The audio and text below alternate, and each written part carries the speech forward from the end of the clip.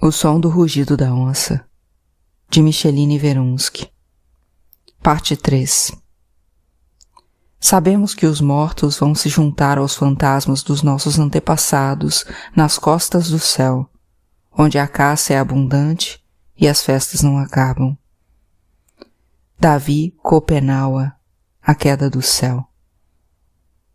Onça, onça, onça gosta de rio e de sombra de árvore. No começo não havia nem terra nem água. Havia era uma árvore no meio do nada, com as folhas grandes enramando para cima e as raízes torcidas correndo para baixo. Mas não se sabia ao certo o que era em cima e o que era embaixo. De modo que o nada era todinho tomado por aquela árvore. Árvore de toda a vida. Assim se chamava. Era assim que era, e dou fé. Do alto daquela árvore nasceu o primeiro céu, e o sol, e a lua, e todas as estrelas, porque o alto é que dá fruta. Do alto da árvore nasceu também a onça gigante, Tipaiu, o corpo dela feito da brasa das estrelas. Era assim que era. Das raízes da árvore nasceram o segundo céu, a terra que a gente pisa por fundamento, o mói de plantas e as águas que correm por riba e por baixo do mundo. Foi delas, das raízes, que nasceu também a grande jiboia Igaibati, e essa foi feita de uma lama grossa que nem a baba que resta no fundo da cacimba. Igaibati era feia que metia medo. Seu corpo era todo escuridão, e em seus olhos não havia nenhuma brecha de luz.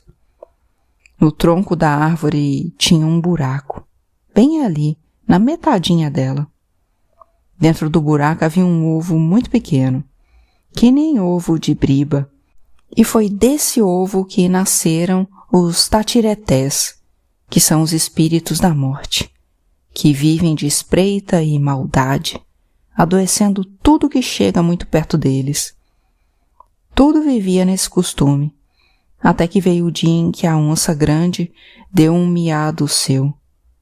Sua boca vermelha do fogo que lhe queimava de dentro para fora, abrindo assim, enorme, em dentes e língua e cuspo. E foi quando se deu que a onça grande descobriu um demasiado amor por Igaibati, sem se importar com a feiura que era dela, sem se importar que nem tivesse olhos que onça grande pudesse admirar.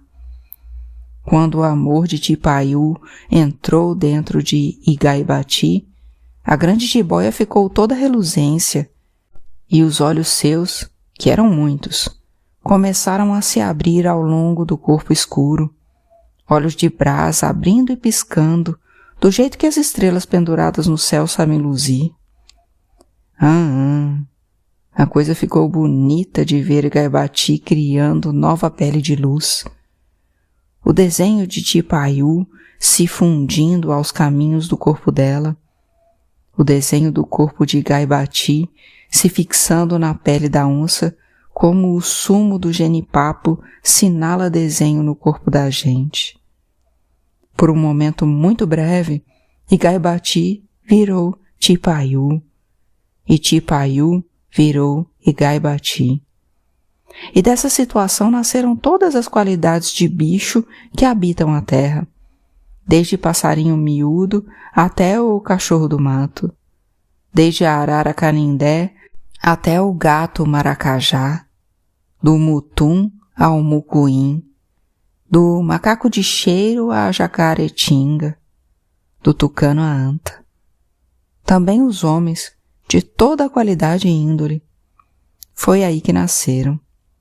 Inclusive caçador, que brotou do temperamento brabo da onça. Inclusive gente branca, que nasceu da qualidade sufocante da serpente. E também foi aí que se quebrou o ovo dos tatireté. Foi sim.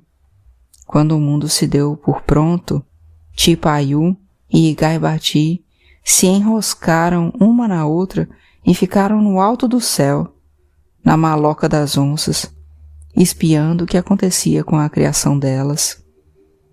De quando em vez dão de descer em capoeira, capão ou em igarapé para assuntar novidades de fruta, de bicho correndo na campina, do trabalho do milho em crescer espigado, das visões da coca, dos cipós, da jurema-juremá, do ouricuri.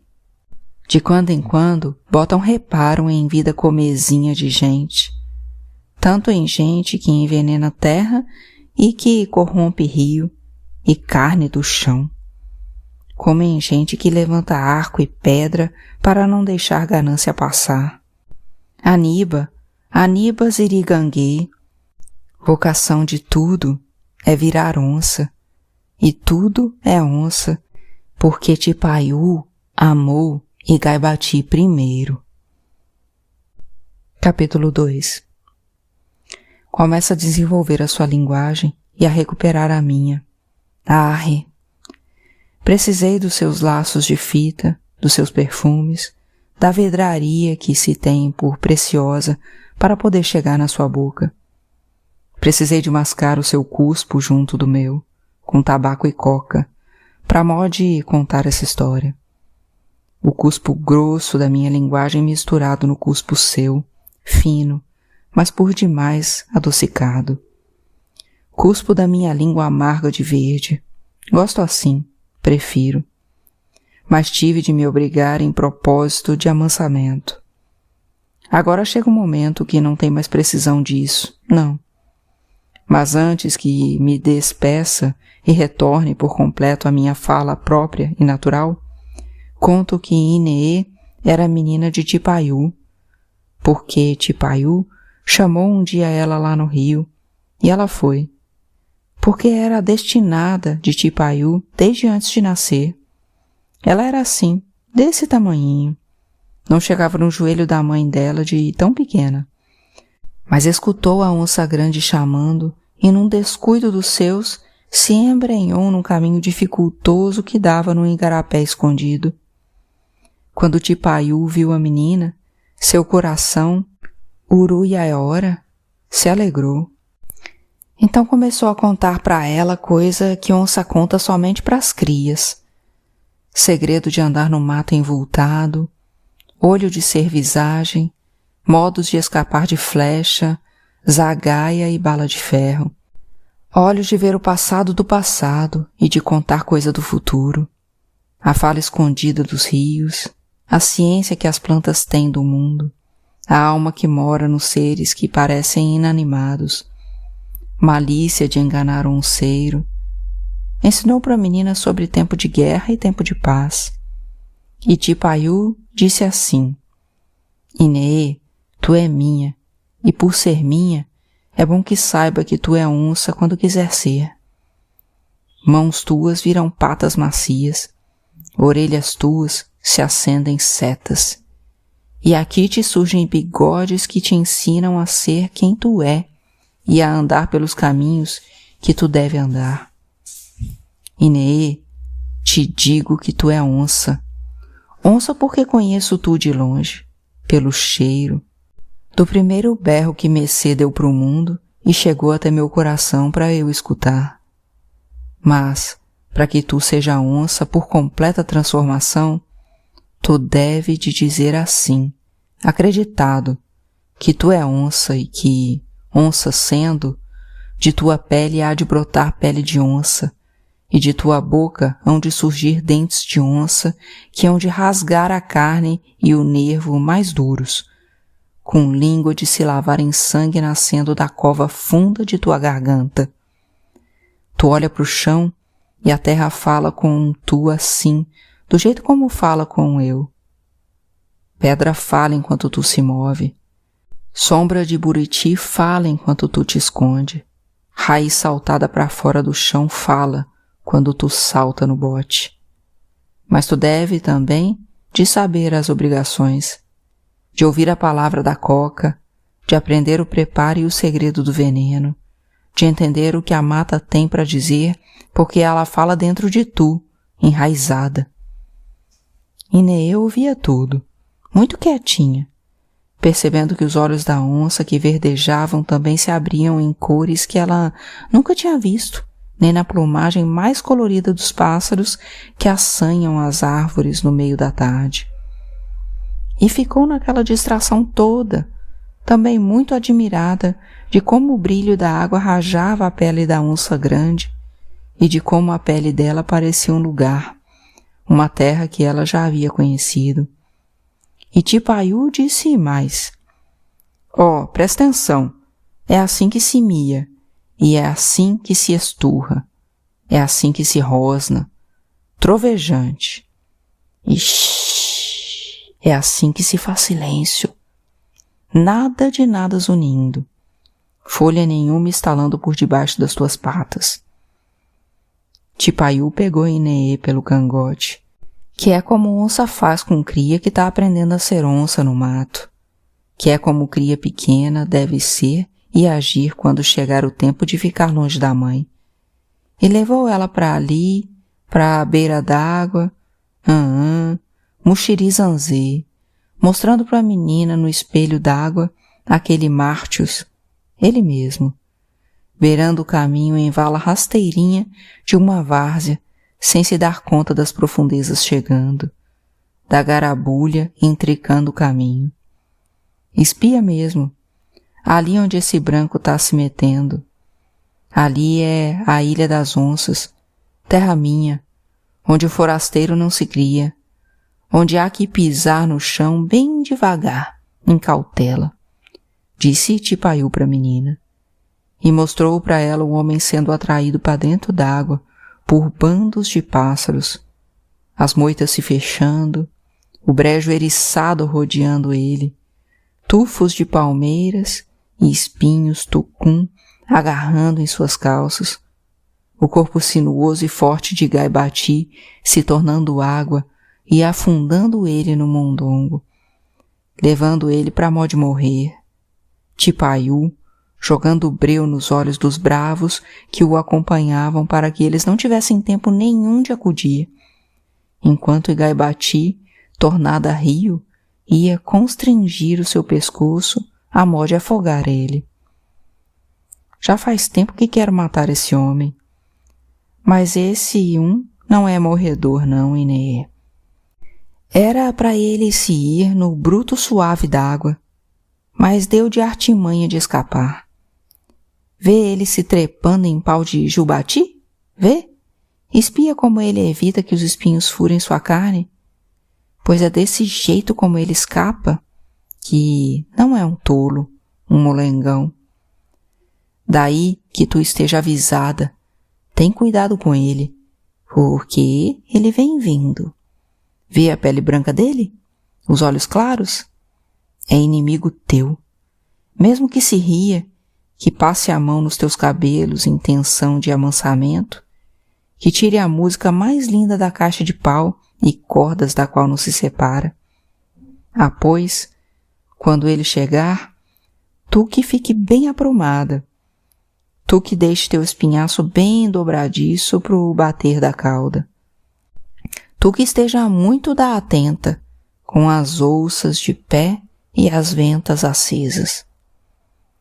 A onça grande lambeu Inêê nos olhos, no peito, nas costas, lambeu Inêê na boca, até nas orelhas ela lambeu. Sabedoria de Tipaiú se misturando no suor do corpo dela, como havia de ser, feito mesinha, enraizada. Vai chegar um tempo de que tu seja caça, Inêê. E onça não nasce para ser caça. Tu é pequena, mas tu sabe disso, porque estou cá contando isso para tu. Onça é dona da mata, não é bicho que se assa no moquém. Quando tu precisar, me chama e eu chegarei, quente, vinda pelo cheiro do teu suor, e te pego e te levo para longe do que te amofina. Tu há de me chamar no escuro dentro de tu, me chamando assim, Tai Tipaiú, repetindo assim, Tai Tipaiú, eu, onça grande. Tu me convoca e eu venho em todas as pelagens. Venho na pelagem de estrela, suassurana, eu venho. Venho na pelagem de onça pintada, na pelagem de onça branca, na pelagem de onça parda, na pelagem de onça preta. Venho jaguaretê, eu venho. A sanguaçu, eu venho. A canjaruna, eu venho. E a novarê, eu venho. Jaguapinima, eu venho. Nhangarixá, eu venho. Nigucié do Senjo, eu venho. Pacová Sororoca, eu venho. Mingoê do Sengue, eu venho. Jaguaraté Apiaba, eu venho. Onça Tigre, eu venho. Canguru Suzinho do campo, eu venho. Maracajá, eu venho. Jaguaracucu, eu venho. Jaguatirica, eu venho. Jaguapitanguçu, eu venho.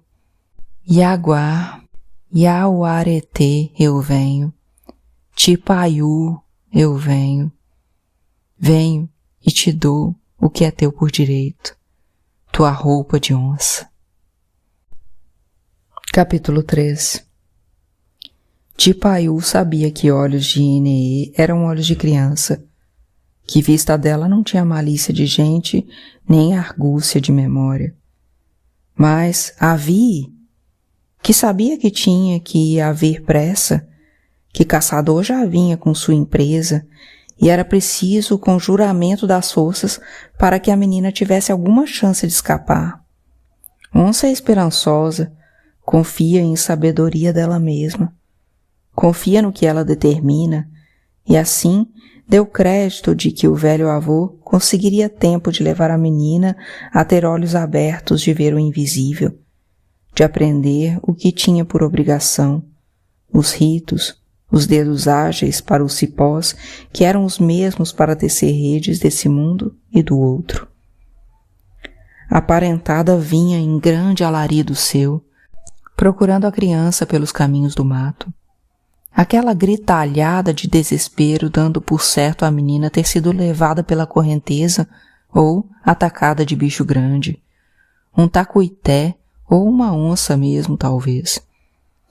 Quando deram com a menina acoloiada com a onça grande na ribeira, foi uma grande admiração.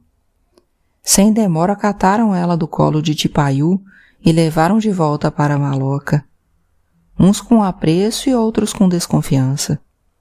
E então a menina caiu em 3 dias de febre, sangarutê. É saudade da onça, diziam. Foi onçada, repetiam. E eram certas essas palavras. Eia que a menina ficou com sentimento de onça, e era verdade. Quando ela melhorou, o avô deu continuança no ensinamento de ver e ouvir o mundo ao redor, como era do preceito dele. Daí o avô perguntava: Ô menina, onça falou com tu? E ela dizia que sim. Ô menina, tu sabe da maloca das onças? E ela balançava a cabeça, com seus olhos miudinhos de jaguatirica afirmando: Ô menina, se tu troca tua pele por outra, é roupa de onça que tu vai vestir? E a menina balançava a cabeça concordando. Ô menina, se tu passa no mato, tu deixa cheiro de onça nas folhas? E ela exalava cheiro de sossorana, em aceitação. Ô menina, tu diga pra mim, tu é onça? E ela se ria, a cara pintalgada de onça, e seu riso como palavra de confirmação. O velho não contava essas coisas a ninguém, muito menos ao filho dele, o Tuxaua, que adoecera de doença de branco que Tatireté tinha jogado nele. E a cada dia o velho observava que seu filho era como um fantasma vivo, e sabia que não era só seu filho, que muitos outros viviam naquela meia-vida dos brancos, um perigo grande. Já a menina mal adormecia, onças, jiboias, antas, coatis, cotias visitavam ela. Numa noite, ela se ria às gargalhadas, porque estava brincando com uma oncinha pequena na capoeira, e na noite seguinte, gritava com os macacos a perseguindo, jogando pedras e sementes na sua cabeça, mostrando muitos e ferozes dentes. O sono agitado pelos espíritos dizia a todo mundo que metade dela era pertencente a outro reino. Quando o homem branco chegou, tempos depois, em sua igara protegida de folha de tamarica, o corpo todo encalombado de mordida de carapanã e pium, o sangue carregado de sezão, o velho se conformou que a sorte de Ineê era agora por conta dela e do inimigo. Tipaiú estava no cochilo quando deu fé que os trocanos anunciavam o homem que ela iria matar. Daí ela abriu os olhos muito devagarinho, como onça faz quando está na ronda, e ficou ali, de sentinela, na moita, esperando a menina chamar, esperando também a oportunidade de matar o homem. Mas menina chamou, mas não chamou certo, que existe jeito certo para tudo nesse mundo. E a chance que Tipaiú tinha de acabar com o inimigo ali, em território seu, não veio. Então primeiro Onça Grande quedou silenciosa, panema, coitada. Depois foi se agitando, o corpãozinho bem se via que estava irritadiço, num pé e no outro, o rabo batendo, estalado, toda braba ela. Mas de nada teve serventia aquela brabeza, não. Branco levou a menina pelo rio e foi indo para muito longe. E logo o Tipaiú ficou urrando, ranhura de unha sua em pau de samuama, de reiva, tempestade caindo, rio agitado, de reiva sim. Mas Onça Grande sabia rastro e cheiro e não iria perder Ineê. Era contratempo tão somente. É certo que Tipaiú tinha escutado Ineê chamar no dia em que o pai dela, mais o homem branco, botaram ela na fila dos prisioneiros para ir-se embora no mundão. E também escutou seu ganido na noite escura e chuvosa na jusante dos Solimões. Escutou também o urro dela misturado ao rugido estrondoso do mar e o miado que veio fraco, vindo das terras congeladas. Tipaiú não saiu de perto dela não, oxe. Mas como a menina não tinha ciência do miado certo que deveria de dar para Tipaiú tomá-la de dentro de sua carne mesma, isso já se disse. Onça Grande ficava ali, jaguaretando em volta dela, quase chegando, de prontidão, afiando unha, agulhando dente, naquela impaciência sua, inconformada de não poder agir como queria. Uma tristeza, Ara. Então se deu que menina desandou a morrer no estrangeiro. Não aquele se finar demoroso de desde que Branco roubou ela de casa, mas um se finar em correria, de doença que Branco botou na barriga dela, que foi inchando, cheia de moléstia para a qual o remédio dele não tinha serventia, e o coração pesado de desgostos. E ela já estava em vias de morrer quando de dentro do olho de Tipaiú começou a se acender o olho da menina. E num instante, o olho de uma era tal qual o olho da outra, verdejante, colorido, e, sem que ninguém procedesse para ela ensinamento final de chamar a onça para si, o ensinamento deu de acontecer porque sempre estivera dentro dela mesma, pois sim, a hora era chegada. Uara, Ineê, falou a Onça Grande com sua voz muito antiga, e num instante, muito rápido, onça era menina, e menina era onça.